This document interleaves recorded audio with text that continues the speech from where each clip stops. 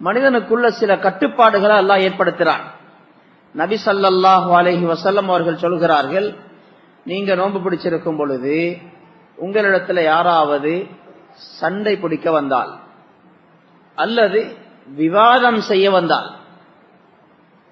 உங்களுடன் ஏச்சு பேச்சுக்கு வருகிறார் அல்லது விவாதம் செய்ய வருகிறார், நீங்க சொல்ல வேண்டிய பதில் ஒன்றே ஒன்றுதான்.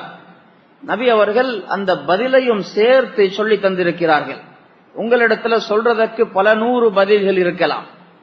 உங்களை தப்பாக பேசுறவர், உங்களை ஏசக்கூடியவருக்கு சொல்றதற்கு உங்களிடத்துல 100 பதில்கள் இருந்தாலும் நீங்கள் சொல்ல வேண்டியது ஒரே ஒரு பதில்தான். சொன்னார்கள், ஃபல் யகுல் இன்னி சாயிம், நான் நோன்பு பிடிச்சிருக்கிறேன் என்று சொல்லிவிடுங்கள். வேற எந்த பதிலும் சொல்ல வேணாம். வெறும் காலையிலிருந்து மாலை வரைக்கும் பசியில இருக்கிறது, தாகத்தில் இருக்கிறது மட்டும்தான் நோன்பாக இருந்தால், உங்களுடன் ஏசிக்கொள்வதற்கு வரக்கூடியவர், தர்க்கத்துக்கு வரக்கூடியவருடன் நீங்கள் பதில் சொல்ல வேணாம், நீங்க நான் நோம்பாளி என்று மட்டும் சொல்லிவிடுங்கள் என்று சொல்ல வேண்டிய தேவையில்லை.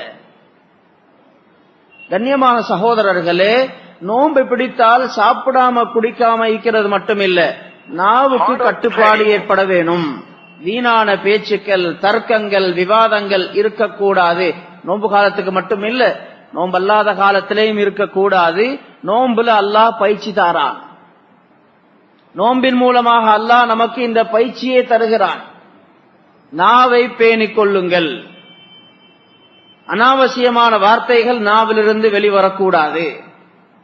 கண்ணியமான சகோதரர்களே, இந்த நாவு பேணப்படும் என்று சொன்னால், இந்த பயிற்சியை மட்டும் இந்த நோம்பின் மூலமாக நாங்க பெற்றுக்கொள்வோம் என்று சொன்னா, உலகத்தில் இருக்கக்கூடிய நிறைய பிரச்சனைகள், ஷர்றுகள் இருந்து எங்களை பாதுகாத்துக் கொள்ளலாம்.